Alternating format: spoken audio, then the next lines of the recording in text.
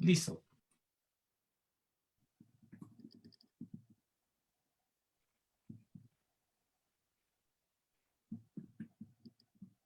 Ya estamos al aire. Ok, listo. Bueno, buenas tardes a todos. Muchas gracias por estar hoy en viernes de cuarentena aquí acompañándonos.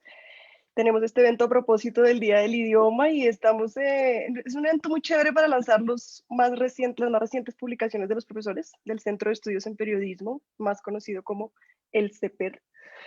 Yo soy Catalina Uribe y como Omar lo puso en el afiche, estoy para, ¿cómo es que puso? Conducir y comentar el evento. Espero pues darle en toda la talla aquí a Duque y que ya está haciendo quedar mal a todos los presentadores y comentadores con ese swing que se manda. No sé si vieron el último Prevención y Acción, en donde ya le metieron hasta el audio de Olímpica Stereo se metió. Pero bueno, espero que no quedarme detrás. Nuestro centro, apoyado obviamente de Ediciones Uniandes, tiene dos colecciones de publicaciones muy interesantes para los que no las conocen. Está la colección CEPER, en donde se publican libros tipo ensayos sobre periodismo y análisis, teorías del periodismo y la comunicación, entre otros temas, de investigación sobre periodismo en general. Y tenemos los cuadernos de periodismo que tienen un diseño muy lindo, como de edición de bolsillo. Aquí tengo uno que Sandra, muy querida, me compartió. Esta colección se ideó originalmente para publicar trabajos destacados de grado de estudiantes de maestría y también hay textos periodísticos, están acompañados de algún prólogo por un profesor o por un académico que esté experto en el tema. Dos de nuestros libros de los que vamos a hablar hoy son de esta colección, el del Futuro es sin género, editado por Sandra, y el de Desencuentros cívicos con el Estado, de Charlotte. Están en esto. Y para que sepan, tenemos precios especiales justo por este lanzamiento. El Futuro sin género y el de Cita en Espera, los dos cuadernos, Futuro y sin género, editado por Sandra Sánchez, Cita en Espera por Charlotte de Beauvoir, están a 15.000 pesos. Y Adentro Vida en Bogotá, de Lorenzo Morales, a 30.000. El de Omar Se juega como se vive, 35.000. Son descuentos pues por este corto tiempo. Ustedes pueden hacer los pedidos online. No sé si se puede ahí poner en el chat de pronto el link para los que estén interesados comprarlo online o algo así. Me parece buena idea. Y bueno, pues la idea de hoy es que conversemos unos minutos con cada autor, que nos cuenten un poco sobre su libro, para animarlos a todos a leer estas cosas tan raras e interesantes. Y al final, pues abrimos preguntas al público para que conversen un poco con nuestros autores, les pregunten sobre sus procesos o lo que les interese. Yo quería empezar con una pregunta para todos que me surgió cuando vi el afiche de este evento, que no sé si vieron, que se titula Periodismos Lentos. Y justamente esta semana, en una clase que yo dicto de cine y periodismo, los estudiantes tenían que leer para la clase de periodismo y pornomiseria unos consejos que daba Gina Morello para cubrir el tema de las migraciones y no caer en esa pornomiseria y sensacionalismo barato, ¿no? Y su consejo principal era volver de todas maneras a hacer ese periodismo lento.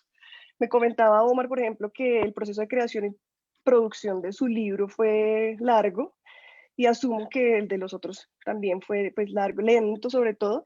Y esto es en contraste de todas maneras con ese nuevo periodismo de noticias del breaking news que nos está ahora vendiendo la muy llena de clics revista Semana. Entonces quisiera como que cada autor nos contara un poco cómo fue ese proceso lento de creación en cada uno de sus libros. Y por otro lado también, siguiendo un poco con la dinámica del afiche, y ahorita que también lo mencionó Margie, me llamó la atención lo de los tipos de periodismo que aparecen ahí, ¿no? Feminismos, sociales, pasionales y urbano. Entonces, ¿qué periodismo se hace en cada uno de estos libros?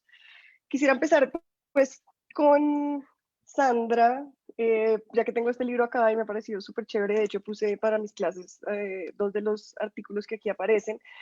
Que nos contaras un poco de tu libro, del proceso de creación y del tipo de periodismo. Me pareció bastante curioso que haya quedado catalogado como feminismos, pero el título del libro es El futuro es sin género.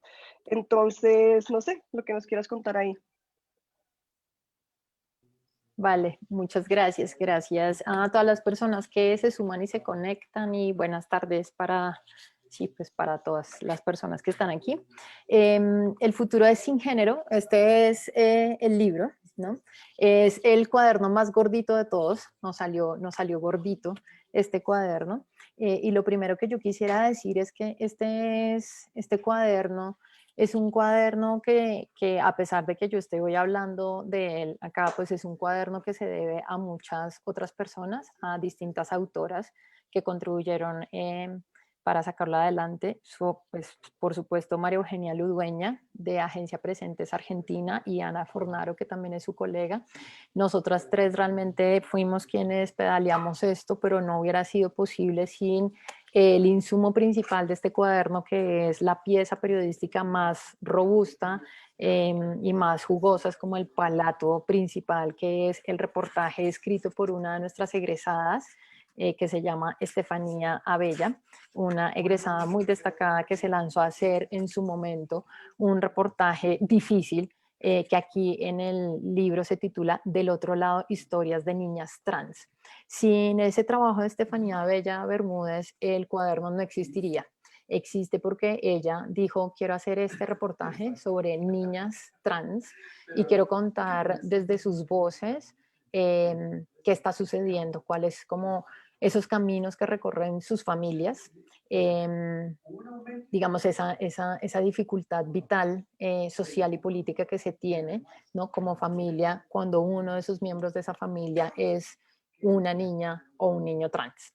Estefanía se lanzó a esto y eh, yo fui su tutora en todo, pues, mientras ella hacía su trabajo de grado, y eso representó, digamos, pues un trabajo lento, un trabajo lento en el que acordamos con ella muchas lecturas, y todas esas lecturas, digamos, informadas desde de los estudios de género, de una Judith Butler, por ejemplo, desde la filosofía, por supuesto también desde la historia, digamos, con mi propio sesgo de historiadora, habiendo estudiado durante pues un buen rato historia de género, historia de mujeres. Yo también pues llegaba con mis sesgos, ¿cierto? Y mis propias cargas a sugerirle cosas a Estefanía. Y recuerdo muchísimo que Omar Rincón y yo en ese momento, Omar, tú que estás acá, en ese momento compartíamos oficina, y Estefanía era muy cercana a Omar, y Omar veía cómo trabajaba Estefanía, y todos los días, cada vez que Omar llegaba a la oficina, me decía, oye, ¿usted por qué pone a leer tanto a esa china? Si ella no está haciendo una tesis de doctorado, deje de ser tan ñoña, no, ¿por qué le hace la vida difícil? Y cuando salió ese trabajo de grado y ahora que está a la luz este trabajo, no me arrepiento de haber puesto, de haberle sugerido todo ese trabajo lento, dispendioso, de esas lecturas largas, porque claro, el trabajo de Estefanía es un trabajo periodístico que de verdad, o sea, hay que leérselo, se los recomiendo a todos, no porque mi nombre esté aquí en esta carátula, sino que realmente es un trabajo profundo, de activación de esas voces y de una, digamos, es impecable periodísticamente, pero un periodismo que también entra en diálogo con otras esferas, ¿no? Con unas esferas, por ejemplo, teóricas y de la historia, que también le ampliaron el universo de comprensión a Estefanía para poder escribir esto. Entonces sí, es un periodismo lento por eso, es un periodismo lento porque, digamos, recupera una realidad pues que es marginal en muchos medios, y que, como Lina Cuellar también lo dice aquí en el libro, en una parte que ya no es periodística, sino crítica y reflexiva, ¿cierto?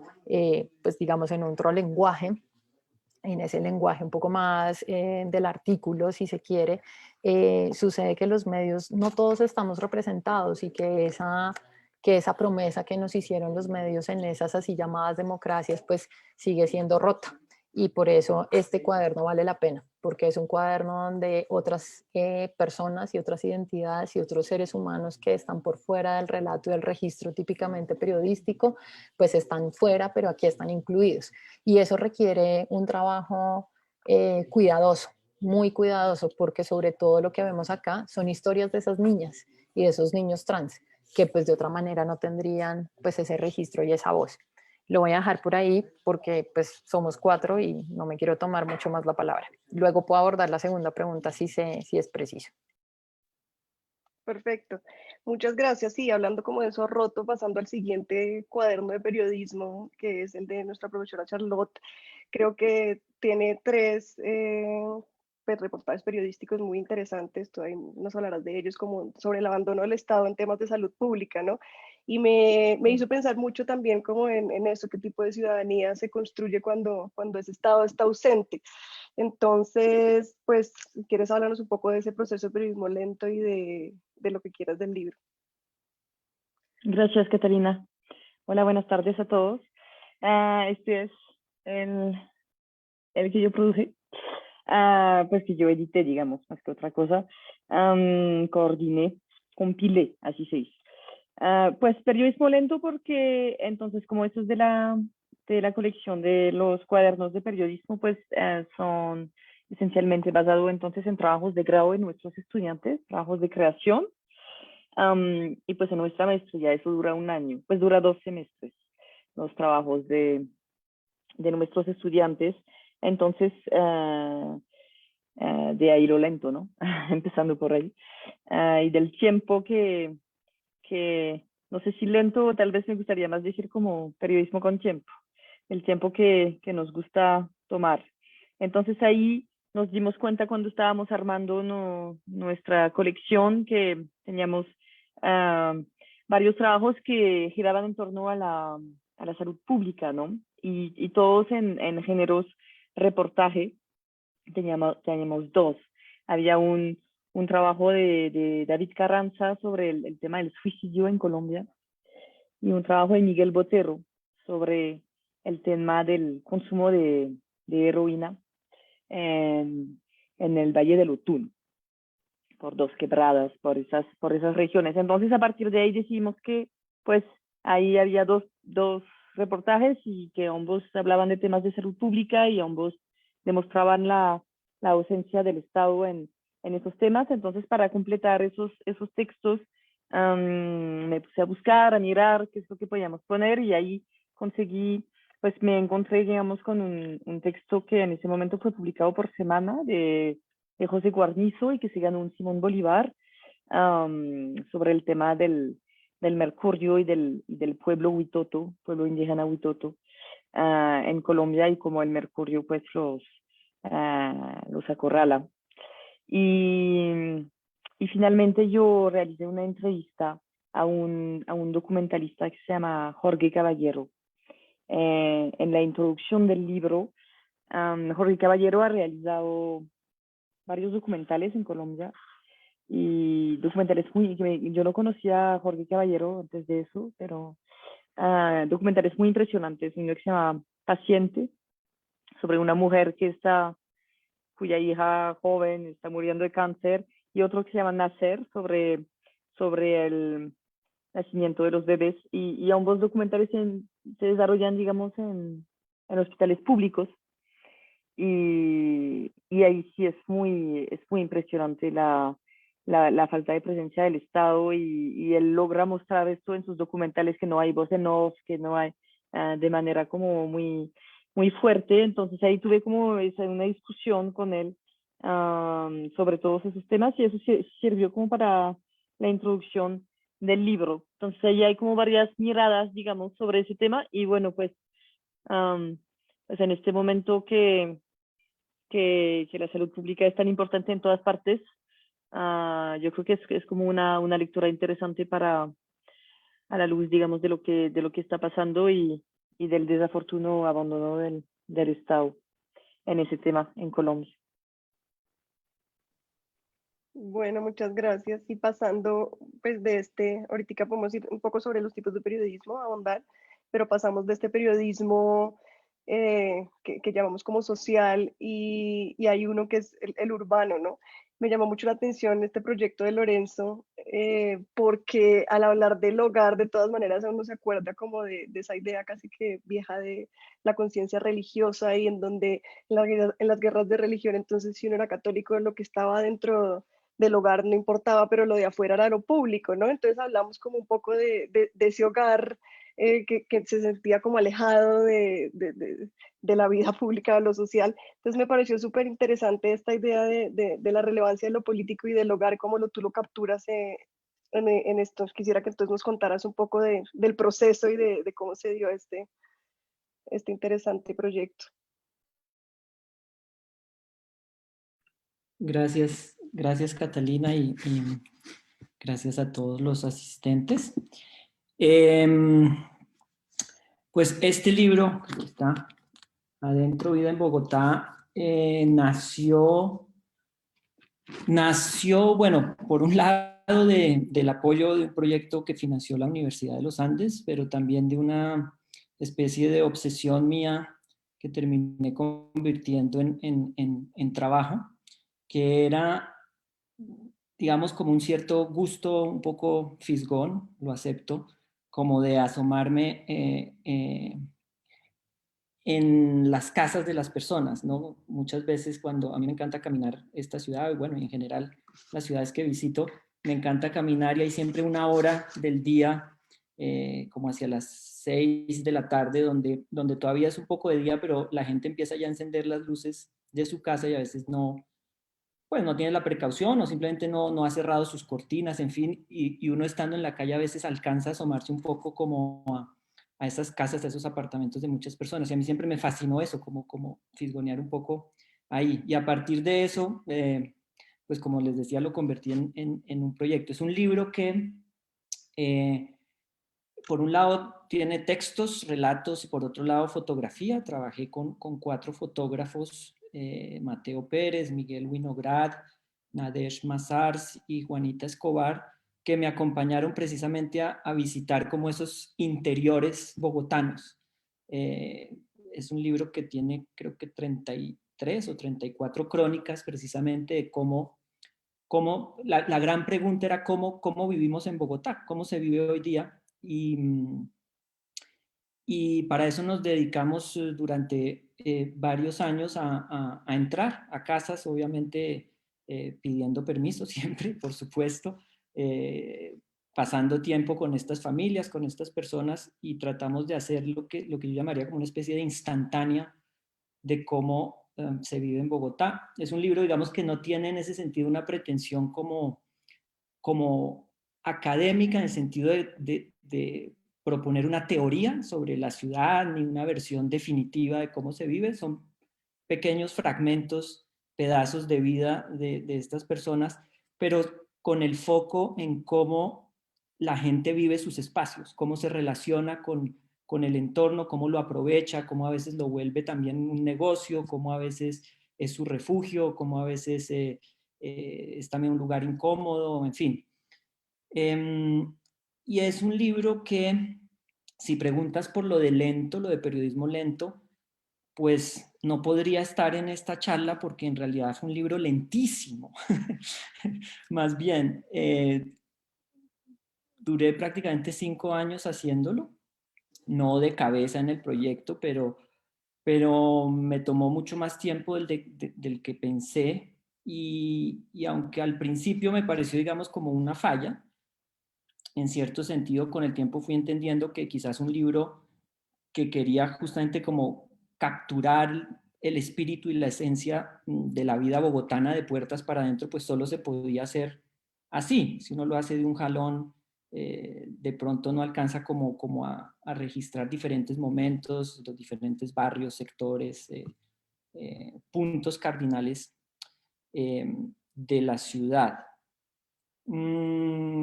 ¿Qué más les puedo contar de este libro? Pues cuando preguntas un poco también por la idea de periodismo urbano, pues si quieren ahorita podemos profundizar un poco, pero a mí en general no me siento muy cómodo como con los apellidos en el periodismo, ¿no? Periodismo urbano, periodismo de género, periodismo, no sé, ambiental a veces, etcétera. Yo creo que uno siempre hace periodismo y es un libro pues que sí, habla de la ciudad, trata de contarla desde una perspectiva diferente, pero no sé si existe como una rama o una especialización que uno pudiera llamar periodismo urbano, pero pues eso podemos conversarlo más adelante. Incluso creo que es un libro que está anclado en la ciudad, incluso geográficamente todas estas historias tienen un punto, una referencia en la ciudad. Es también un periodismo pues que cuenta desde lo humano. Y me voy a permitir leerles un pedacito del prólogo de Ricardo Silva Romero, que muy generosamente escribió unas palabras como introductorias que me parece que logró recoger eso, porque podría parecer un libro sobre casas, ¿no? Casi que de urbanismo, pero dice él aquí en una parte, dice: déjeme advertirle, lector de este bestiario de hombres y de mujeres a punto de hacer las paces con sus refugios, que hacia el cuarto o quinto perfil va usted a empezar a leer con la sospecha, o con la convicción quizás, de que se viene a la tierra a ser inquilino, a habitar. Se habita el propio cuerpo primero, aunque pueda irse la vida sin creer en aquello de que hay algo invisible allá adentro. Se ocupa después la esquina de uno, la cuna, la cama, el cuarto, el cubículo, la cabina de cada quien. Se asumen desde las ventanas o desde los umbrales los horizontes que nos han tocado en suerte. Se vive detrás de la respuesta a la pregunta ¿quién soy? Pero sobre todo se piensa que ¿qué se está haciendo aquí, en este lugar, que es un planeta y un espacio y un país y una ciudad y un rincón? Se busca un sitio propio. Me gustan mucho esas palabras de Ricardo porque finalmente lo que creo que con mis colegas fotógrafos lo que tratamos de retratar es eso, que es un sitio propio, que llamamos nuestra casa, nuestro hogar y cómo la vivimos. Gracias, Lorenzo. Bueno, y vamos de cuartas con lo pasional, que tenemos aquí a nuestro profesor Omar Rincón, en donde nos escribe sobre las culturas del fútbol, se juega, cómo se vive, y leyendo tu prólogo vi que entonces pones el juego también como un relato. Entonces cuéntanos un poco del libro, de cómo fue el proceso, etcétera. Buenas tardes a todos y todos, y pues un saludo a los estudiantes que veo aquí. Muchas gracias por estar, a Mafe, Nicolás, María Angélica, Valeria, a todos que vinieron. Gracias por estar a ser parte de este parche de celebrarnos la publicación de esto. Gracias a Fernando y a Johanna que están de fuera de la universidad por ahí metidos, y a los que están en Facebook y eso, que somos casi 50, muchas gracias por estar. En el caso mío, yo sí creo que es pasional. Hay una discusión en el barrio del periodismo y es si el periodismo deportivo es periodismo. Yo creo que no, yo creo que eso es una vaina de hinchas, ahí no hay objetividad, ahí no hay fuentes, ahí hay de todo y es un revuelto, y yo creo que eso sí se nota en este libro. Por eso, si lo queremos llamar periodismo, es periodismo de hinchas. Nos definimos por hinchas, somos 13 y además hinchas remachistas, somos 12 hombres y una mujer, o sea, remachistas, y hay 4 hinchas de Santa Fe, 4 hinchas de Millonarios, 2 de Nacional, 2 de Nacional, 2 de América y 1 de Bucaramanga. O sea, éramos hinchas que escribimos desde el hincha de la pasión. Entonces, me parece que es una cosa que cada vez más la sociedad está imitando para mal. O sea, cada vez el periodismo político ahora parece periodismo deportivo. Es hinchar por Uribe, hinchar por Petro, hinchar por Duque, y en Colombia, en Estados Unidos por Trump. Eso no es un problema nacional. Entonces, creo que tenemos mucho que aprender del periodismo deportivo, que es que pone el cuerpo, pone la camiseta, como yo que me pongo la del mejor equipo del mundo, del Santa Fe, y que hacemos eso. Entonces, el libro simplemente nace de una necesidad. En Colombia cada vez más hay estudiantes estudiando el fútbol, que les gusta mucho el fútbol, que quieren hacer tesis de fútbol, de maestría, de grado, doctoral, y no tenemos referentes teóricos donde consultar el fútbol. Siempre tenemos que ir a Argentina. Pablo Alabarces, que hizo una gran tesis doctoral que se llamó Fútbol y Nación en la Argentina, y siempre citamos a los argentinos porque no hay publicaciones colombianas que piensen en el fútbol, porque pues, el fútbol es una cosa que se juega pero que no se habla teóricamente. Entonces creo que este libro responde a eso, y es una juntura de ensayistas, investigadores, narradores, y juntamos como para tener un referente. Para la próxima vez que uno vaya a escribir algo de fútbol, pues ya hay un referente colombiano para escribir de fútbol. Aquí hay unos conceptos ubicados en Colombia, y como el subtítulo lo dice, las culturas del fútbol en Colombia, y es que realmente, Si hay una cosa que se juega distinto, tiene que ver con las historias nacionales, con las culturas machistas, con las culturas políticas, con las culturas territoriales. Y tristemente, lo digo tristemente porque debe haber más orgullos, en este momento casi que el fútbol define la identidad nacional en muchos países. O sea, tú preguntas en Bolivia, casi nunca ganan nada, pero el fútbol hace parte de la identidad y su mayor orgullo es ganarle a Argentina y Brasil, con que ganen esos dos partidos tienen. En Irán, el fútbol sigue siendo identidad nacional. En Colombia, la camiseta amarilla se la pone hasta la abuelita el día que juega la selección, es ridículo. O sea, gente que no tiene nada que ver con el fútbol se pone la camiseta. Tristemente, la derecha, cada vez que marcha, se pone la camiseta de la selección Colombia. O sea, ahí tenemos unas preguntas para responder, que el fútbol es como un foco, una metáfora para pensar la sociedad y es un periodismo de hinchas. Siguiendo un poco con eso que acabas de decir, yo quería antes de abrir como preguntas al público y si quieren pues después, pues si quieren que profundicemos un poquito con lo de los tipos de periodismo, me llama la atención ahora que dices lo de fútbol, identidad, y leyendo tu prólogo había mucho de lenguaje religioso, ¿no? Entonces cuando uno piensa en todo lo religioso, uno piensa en algo muy normativo y me hizo pensar en qué sentido ese fútbol esa narración del fútbol es igual de normativa como la religión y si es identitaria con Colombia, que uno a veces cree que es caos. No sé, me pareció interesante que si nos quieres adelantar algo sobre ese lenguaje religioso del fútbol. Y los que No, lo que quieran pasa es pueden que ir a abrir. Dale. lo que yo creo es que, por ejemplo, la diferencia, yo voy a hacer una diferencia aquí, Guanabí, digamos, a Lorenzo no le gusta que llamemos urbano, eso fue un tag periodístico, los periodistas nos gusta poner tags, es como, arriba de la sección ponemos economía, justicia, aquí hicimos arriba, lo puse yo, y es totalmente anecdótico, yo puse arriba urbano para lo de Lorenzo, porque pues habla de la urbe, pero adentro, me pareció buenísimo, puse en la de Sandra y ya me regañaron que feminismo, porque eso no se llama feminismo, que género, que todo bien. En lo otro que es salud, pues puse social y eso, y en lo mío pasional. Y yo creo que el asunto complicado en una cultura como la colombiana o la argentina misma es como en la política, sobre todo hoy, y la sociedad estamos volviendo a premodernidades religiosas. Es que por eso el fútbol está cogiendo cada vez más. Es una fe en qué creer. Yo creo en el Santa Fe, creo en esto y esto me permite vivir. Yo le rezo el partido por la noche, lo converso con otros y me invento cábalas. O sea, por ejemplo, cuando juega Santa Fe, que es mi equipo, yo no lo veo porque si lo veo pierde. O sea, se inventa una cantidad de rituales alrededor de que da sentido. Y yo creo que, por ejemplo, eso es lo que nos falta en la sociedad, volver a ritualizar la sociedad. Y eso de la religión vuelve como una pregunta a la secularización y modernidad nuestra de decir, tenemos que volver a creer en cosas. Y si no creemos, pues nos vamos a elaborar por otro lado. Entonces yo creo que del fútbol se puede aprender mucho como eso, y no solamente de eso, del negocio. Ahorita vimos el fin de semana, la semana pasada, la noticia más importante del mundo mundial fue que Florentino con los jeques árabes, los ricos del mundo decidieron hacer una liga de ricos y salió el pueblo en Inglaterra a decirles, papis, no entramos. Esto todavía es un ritual del pueblo. Porque como dicen en la iglesia, uno no hay que ser curas, ni hay que ser jugadores, porque sin feligreses se acaba la religión y sin hinchas se acaba el fútbol. Entonces no basta que tengan millones de que si no tenemos hincha no tenemos para eso, o sea, si no tenemos quien rece, creo que funciona. Y lo malo es que eso se trasladó a la política. Yo no sé si a la universidad todavía, pero si la élite colombiana está en una universidad nueva, pues de pronto ahora comenzamos a participar en qué universidad estudias para ver en qué ritual fanático estás.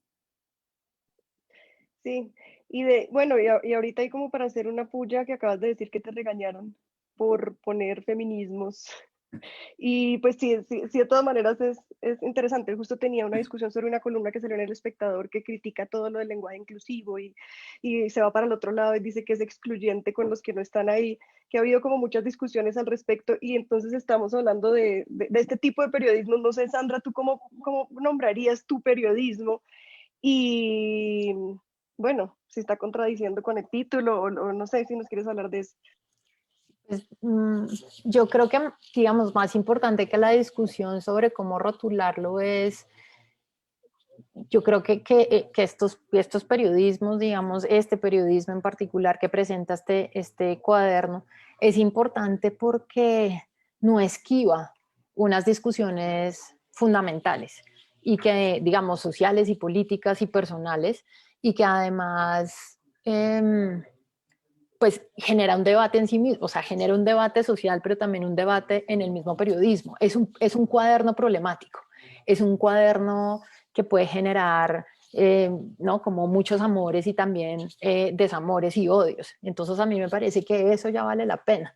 Es decir, más allá de decir, no, es que es un periodismo de género porque estamos hablando de niñas y niños trans, entonces pues el género, no, esa discusión me parece que sí, que pues digamos yo la daría y es importante, pero más allá de esto, lo que me parece es que en términos puramente periodísticos y del oficio de estar reporteando estas cosas y contando estas historias y abriendo como ese abanico hacia estas voces es un periodismo difícil de hacer y sobre todo es difícil porque para algunas personas está muy próximo al activismo. Entonces como que empieza a tocar unos lugares, ¿no? Que digamos dentro de algunas definiciones más delimitadas de periodismo, pues empieza a generar incluso algún escozor.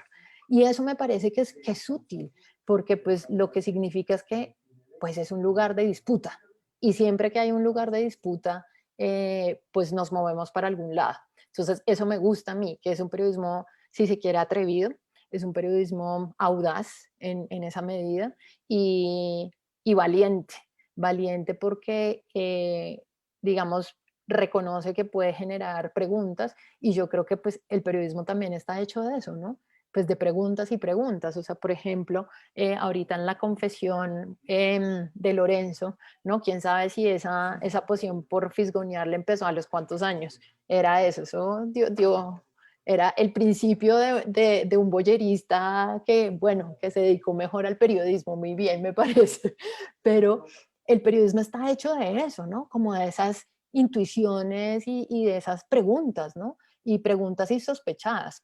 Y yo creo que eso que está bueno, o sea, que de este cuaderno del futuro es sin género, lo primero que uno se dice es, ¿el futuro sí es sin género? Venga a ver. ¿Qué? ¿No? Entonces, de nuevo, más allá de los rótulos, es como esa fidelidad a la aventura, al riesgo y a las preguntas genuinas, pues que yo creo que son como elementos claves de la receta del periodismo. Gracias. Y bueno, ya un poquito Lorenzo nos habló sobre su concepto de periodismo urbano. Me pareció interesante que el de Charlotte se llamara periodismo social, que creo que igual uno podría darle ese rótulo casi que a todos los que tenemos aquí, así como el de activismo hoy en día, ya pensando en lo que también nombraba Omar del ritual.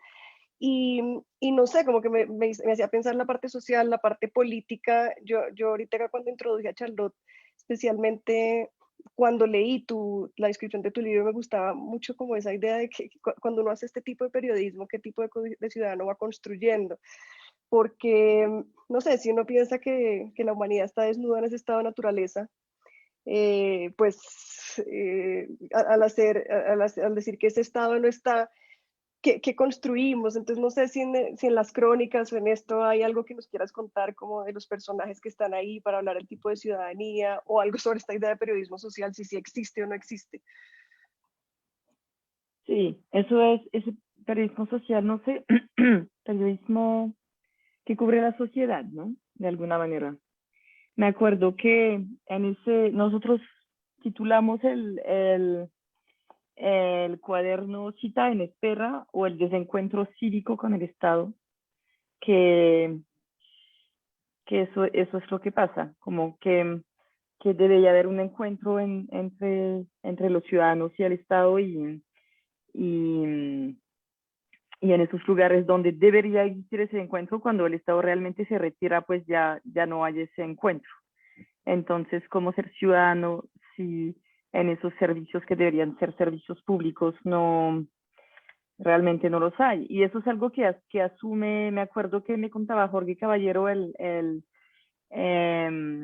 documentalista que hizo como ese par de documentales sobre el hospital público, que él me contaba que los ciudadanos que necesitan que los atiendan en sus hospitales ni siquiera ya consideran que eso es algo que les está debido, que es un derecho. Sí, entonces ellos piensan que el doctor que les atiende ahí pues les está haciendo un favor, cuando pues no. es un derecho que ellos tienen, pero ya ni siquiera se tiene como esa noción. Entonces, pues cuando el Estado falla en encontrarse con sus ciudadanos en esos espacios de servicio público, pues ya obviamente uno puede pensar las consecuencias son muy amplias pueden ser muy amplias en muchas partes, ¿no? Entonces, tal vez sí, tal vez más bien si tuviera que poner un apellido, aunque yo sí, tampoco me parece, pero tal vez más como periodismo de sociedad, que de hecho en los medios en Francia es una parte, ¿sí? Es como judicial, y sociedad. Lo que me llamó la atención cuando llegó acá de ver no, que eso no lo había, no se cubre la sociedad. Y en términos de qué tipo de periodismo, eso es puro reportaje, de estar ahí en el terreno, de escuchar las voces, de describir, sí, es como volver al reportaje clásico. Allí escogieron los estudiantes que presentaron esos proyectos y con una voz tal vez más ausente del narrador, ¿no? Como tal vez un poquito más alejado de la crónica tan querida en América Latina, y que pone la voz del narrador ahí en el centro. En este caso no, son más bien como los personajes y los temas que se quedaron en el centro de las narrativas. Gracias. Bueno, y creo que una última pregunta que yo haría para Lorenzo, que tiene que ver con lo que Sandra menciona también, de voyerismo, ¿no? Esa idea del periodista como voyeur.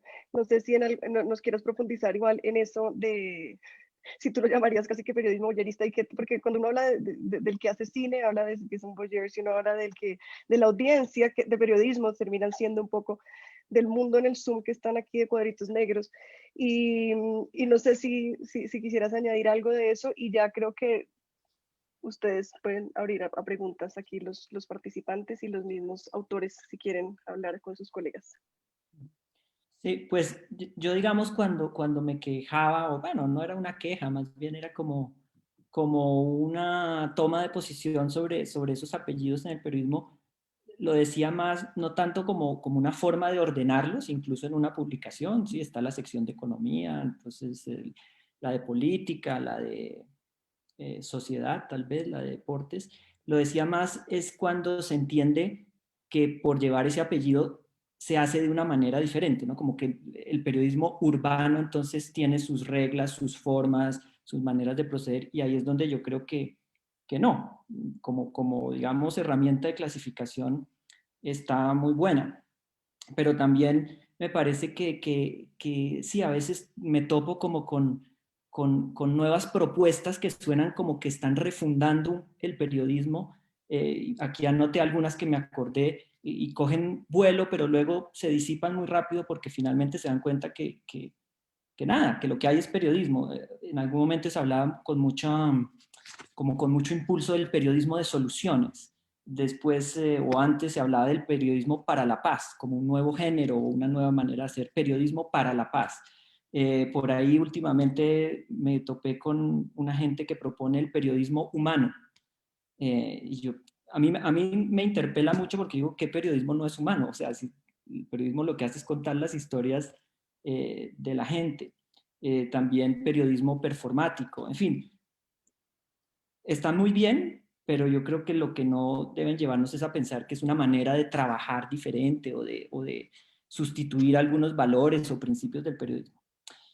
Y cuando preguntaban lo del voyerismo, pues yo creo que el voyerismo pues fue el punto de partida de este trabajo, pero luego evidentemente en cierto sentido lo abandoné porque luego lo que hicimos con mis colegas fue hacernos invitar a las casas de estas personas. Nunca nos entrometimos, digamos, de manera clandestina ni espiamos a nadie, pero sí creo que en el periodismo pues hay algo inherente a cierta curiosidad por las vidas de los otros. Siempre, yo creo que el periodismo o los periodistas siempre estamos contando sobre todo la vida de los otros, y en ese sentido pues sí nos acercamos a esas vidas como extraños, y la manera que tenemos es haciendo preguntas, observando, registrando, grabando, tomando fotografías.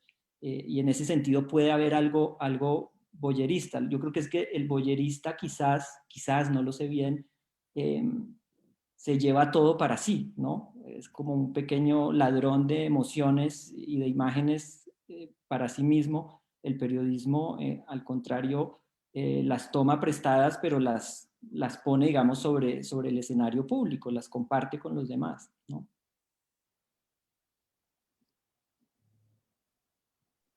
Perdón que estaba en mute. Muchas gracias. Bueno, pues ahora lo que haremos es abrir al público preguntas. Si quieren pueden prender cámara, es decir, hacer preguntas o pueden hacerlas por el chat. Mientras se van animando, pues también sería chévere que cada uno de los autores nos, así como cual pregunta de marketing, nos dijeran de pronto un motivo para leer y comprar el libro. Como les dije al inicio, estamos con descuentos especiales. El futuro sin género y cita en espera 15.000. Adentro Vida Bogotá 30.000 y se juega como se vive a 35.000. Entonces, no sé, interesante que cada uno nos diga, si ustedes les preguntaran un motivo para comprar y leer su libro, ¿cuál sería? Me pido yo. A ver. Yo creo que El futuro sin género es un libro que vale la pena, pues ya lo había mencionado, porque es como un libro atrevido, arriesgado, pero además tiene cositas como interesantes, y es que tiene, por ejemplo, un glosario digamos, de todo este vocabulario de género pues que ahora como que abunda por todas partes, y entonces todos queremos hablar inclusive, incluyente, entonces cómo es que es, y me parece que, por ejemplo, aquí Maru Ludueña y Ana Fornaro hicieron un ejercicio interesante, pues, de traernos un listado de palabras como un keyword, pero a modo de glosario.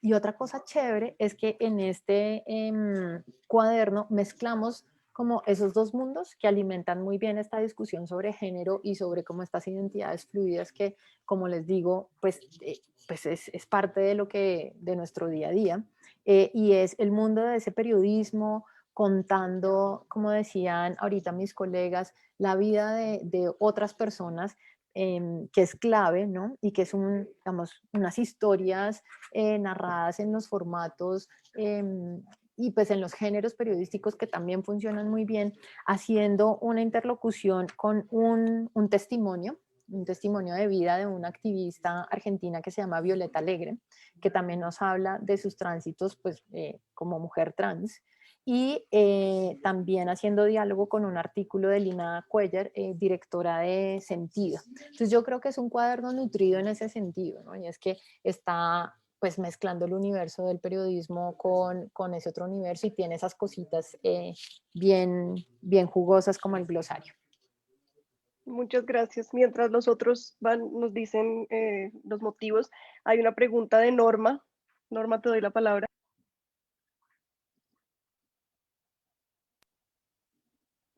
Norma. Estaba en cámara y levantó la mano, pero no sé si desapareció. Sí, Bueno, mientras aparece Norma de nuevo, pues yo contesto. El mío es muy fácil, o sea, básicamente, si le gusta el fútbol, hombre, tiene que leer esto porque es como que te va a encontrar todas las cosas para ponerse bravo. O sea, no le va a gustar ningún artículo porque si no es hincha no le gusta nada, pero le va a ayudar a construir una razón de ser, de por qué el fútbol sigue siendo su pasión. Es como una revelación de tu fe. Y si no le gusta el fútbol, pues va a entender cuánto país pasa por el fútbol, de ver que Colombia, de pronto, una de las mejores metáforas para entender a Colombia es a través del fútbol. Así, pues yo trabajo en esas metáforas como la telenovela, el narco y ahora el fútbol. Es como esas metáforas que nadie ve, que interpretan mucho de país, el elemento de lo que funciona en un momento dado para eso. Entonces yo creo que básicamente lo leería por eso, me parecería interesante, y porque tiene un formato que son 13 capítulos, entonces uno puede leer el que le gusta, o sea, no tiene que leerlo todo. Y como dijo un crítico del libro, estos son las preliminares, falta jugar el partido. Y yo creo que el partido de la teoría sobre el fútbol en Colombia apenas vamos a comenzar a jugarla, y que eso es lo que es interesante. Gracias, Omar. Ya creo que Norma te di para que puedas hacer tu pregunta. Ahora sí. Muy buenas tardes para todos. Gracias por la invitación desde Barranquilla. Quiero hacer una pregunta. Obviamente Barranquilla en este momento está haciendo una apertura a todo lo que tiene que ver con las comunidades LGBTI y la inclusión a las mismas. Las políticas públicas, pues hombre, han abierto esa posibilidad de acceder a todo este tema de las políticas públicas con la comunidad LGBTI. Dentro de los procesos de comunicación, obviamente se tiene que manejar un lenguaje bastante inclusivo, pero no se expresa, digamos, desde el ámbito público. Se pierde, la pregunta es, ¿se pierde entonces el carácter del periodismo público o el periodismo de género cuando tenemos que ser inclusivos en nuestro lenguaje o cuando podemos utilizar un lenguaje, digamos, acorde, no saliéndonos de los esquemas, pero tampoco trabajando con el lenguaje inclusivo? Norma, hola, creo que la pregunta es para mí, aunque no dijiste mi nombre, así que voy a meter la cucharada. Uh-huh. Sí, bueno, como la gracia es que te compres el libro, tengo que decir que de nuevo María Eugenia Ludueña y Ana Fornaro de Agencia Presentes, que cubren también toda esta agenda LGBT y como tú mencionas, escribieron una pieza muy corta pero muy jugosa que se llama La lengua es de todes, ¿no? Entonces fíjate que allí también se hace una defensa por un lenguaje inclusive, digamos, en términos pues bastante, si se quiere, ideológicos de una militancia de género profunda que puede ser compatible con el periodismo. Entonces yo creo que si tú me lo preguntas a mí, pues es una discusión. Es una discusión y no solo, pues una discusión que en otros momentos y en otros escenarios también hemos dado aquí en el CEPER, no en las clases, sino en un escenario como este de un lanzamiento de la primera serie de nuestros cuadernos con un libro que se llama Las mujeres son del viento, ¿no?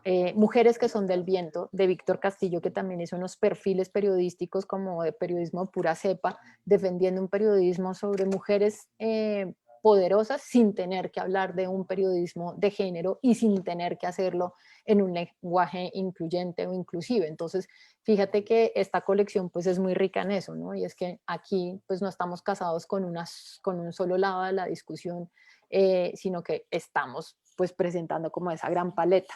Entonces yo creo que ese ensayo de Maru Ludueña y de Ana puede ser iluminador y puede contribuir, digamos, a responder algunas de estas preguntas que tú tienes. Dale, muchísimas gracias, Sandra.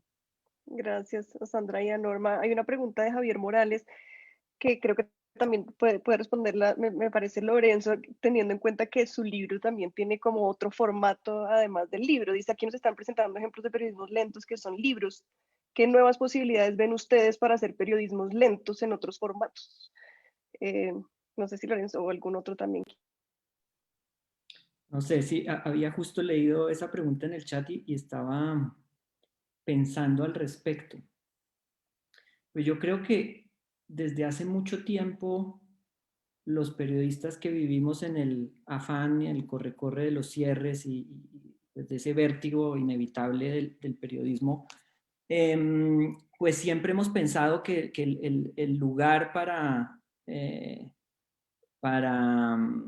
parquearnos, para hacer ese otro periodismo, digamos, más reposado o, como decía Charlotte, con más tiempo, han sido los libros. Pero es verdad que hay otros lugares. Y Catalina quizás se refiere a que este libro tuvo una secuela muy feliz para mí y para los fotógrafos, y es que el Museo de Bogotá, cuando supo que estaba, digamos, en el horno este libro, nos propuso convertirlo en una exposición que está, de hecho, abierta al público. Hago la cuña, gratuita, en el Museo de Bogotá, en la Candelaria, en una casa bellísima además. Y bueno, este puede ser otro, digamos, otro espacio para hacer periodismo, ¿no? Las exposiciones, los lugares expositivos. Y no sé qué, igual en todo caso en el periodismo, digamos, de vértigo, también hay diferentes tiempos, ¿no? La noticia pues es quizás lo más vertiginoso que hay, pero pero igual la crónica, el reportaje me parece que no son propiamente géneros demasiado veloces. Gracias. ¿Alguien No, más? y yo Omar. creo que Charlotte. sí. No, ese de periodismo lento es que acá estamos como en una presentación de libros, de nuestra editorial y de nuestra producción de libros, entonces, pero yo creo que en todos los formatos, en todos los medios, se puede producir periodismo lento. Yo aquí pensando obviamente en mi propia capilla, que yo hago más que todo es periodismo sonoro, pues en los podcasts, yo trabajo meses para hacer capítulos de podcast, ¿sí? Investigaciones, y eso también es periodismo con tiempo. Entonces yo creo que se puede dar, y de hecho es lo que más se da, yo pienso. El periodismo que toma más tiempo es lo que más éxito tiene, y es algo que se está dando mucho, ¿sí? Que tiene que encontrar otras formas de financiación, que eso es todo otro debate y otro tema, pero yo creo que es algo que se está dando mucho y que puede existir en muchos formatos y muchos lugares. Ok, gracias. ¿Alguno quiere comentar algo más? No, yo creo que lo que dijo Charlo es cierto y es que pues hay periodismo lento en el podcast, hay periodismo lento en el documental, hay periodismo lento en el transmedia, hay periodismo lento ahí. Lo importante, Javier, que ya hemos discutido con usted y con mucha gente es la mala fama del periodismo está dada por el breaking news, por el día a día, por ese tipo de cosas. Y la buena fama del periodismo está dada por este periodismo en tiempo lento, como dice Charlo, el nombre que queramos darle, pero significan dos tipos de periodismo totalmente distintos que yo creo que es interesante el volver a pensarnos, porque yo creo que al periodismo de breaking news por su velocidad le falta un poco de esa rigurosidad que tiene el periodismo lento y al periodismo lento le falta un poco de la sexitud que tiene el otro, o sea, como que de alguna forma parecen dos universos distintos que no se hablan, parecen una pareja casada en malos hábitos. Y yo creo que lo que sí hay que pensar es, yo creo que este periodismo lento, como dijo Charlotte, le está yendo re bien en muchos formatos, en libros, en podcasts y todo. El problema es qué hacemos con el breaking news. Y ahí sí estamos en un problema democrático y social. Y a eso yo digo, por eso el breaking news a mí se me parece mucho más al periodismo futbolero. Y ahí es donde yo creo que ahí es un debate interesante que estos libros tendrán que abrir y que nosotros como CEPER y como maestría en periodismo tenemos que asumir porque es un debate realmente fundamental para la democracia y para el oficio. Porque, por ejemplo, cuando Lorenzo decía los adjetivos, yo también estoy de acuerdo con el objetivo, por ejemplo, de soluciones, que el periodismo tenga que además buscar soluciones. O eso. Pero lo que sí me parece a mí es que hay unas cosas que no son negociables, que es como el rigor periodístico básico, fuentes, datos, documentos, contexto, criterios de interpretación, listo. Pero ahí para adelante, por ejemplo, también me parece que hay veces periodismo militante no está mal, mientras cumpla con ese primer craft. O sea, como que lo segundo te orienta un foco para conectarte con tu audiencia y estar con eso. Periodismo en derechos humanos, periodismo en medio ambiente, pero que no renuncia a lo primero, que no es un periodismo ONGero, que es solamente a pasar la buena causa decidida como una ONG. Creo que hay unos debates que es interesante hacer. Bueno, muchas gracias, Omar. Ya Lorenzo ya aclaró dónde más se puede comprar el libro, a los que les aparecía agotado en la librería Uniandes, el libro de Lorenzo. Creo que los agotados en librerías es una cosa muy básica. Mandan 2 ejemplares a una librería, venden los 2 ejemplares y dice agotado. Eso es una cosa rara. A mí me encanta ese agotado. Uno agota todas las semanas el libro. No, pero yo creo que este es que es muy, muy, muy pedido. Pero bueno, ahí hay otras. Yo creo que estos son muy pedidos. Entonces, bueno, hay una última pregunta para cerrar. Yo creo en este periodismo lento, en diversos soportes también se deja la autoría unipersonal y se convierte en periodismo pluripersonal. No sé muy bien. Pues No yo, sé si alguien... yo sobre Sí, eso, dale. no sé si asociarlo propiamente a la lentitud, pero sí creo que el periodismo ambicioso, por lo menos cada vez más se piensa en equipo. Pienso en muchos proyectos que hemos desarrollado, por ejemplo, en 070 recientemente. Son proyectos que necesitan muchas manos, muchos talentos diferentes, diseñadores, programadores, reporteros, artistas incluso.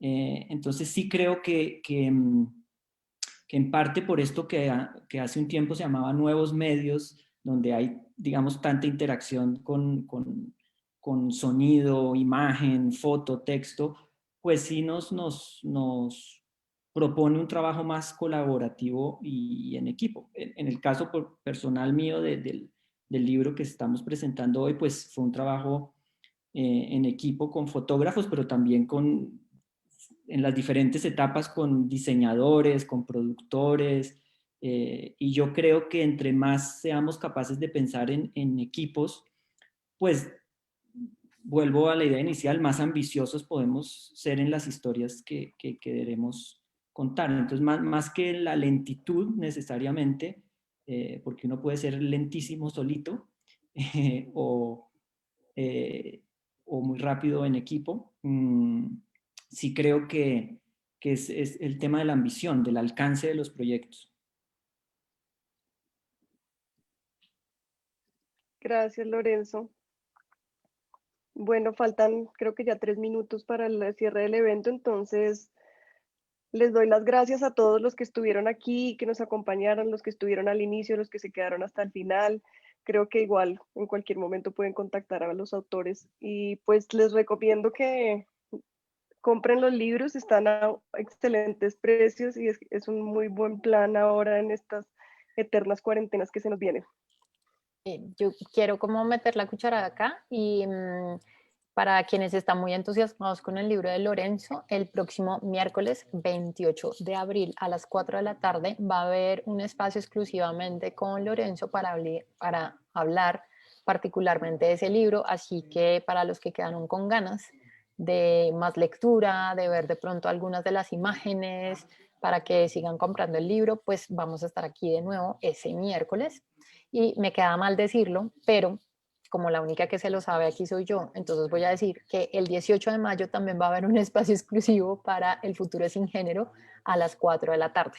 Entonces, pues ahí vamos a poder también leer de pronto un extracto y en ese 18 de mayo vamos a estar en conversación con 4 de las personas que participaron acá. Entonces, pues eso, seguimos con más del libro de Lorenzo y con Futuro sin género para los que quedaron con ganas. Y le sumo a la cuña, en ese evento sobre el libro adentro van a estar algunos de los fotógrafos, porque si les interesa el tema de imagen o fotografía, pues vamos a poder conversar también con ellos, que son parte importantísima, digamos, de ese proyecto. Súper, gracias a todos. Que tengan un excelente fin de semana. Gracias. Gracias, Chao. gracias, adiós. Chao, chao, chao.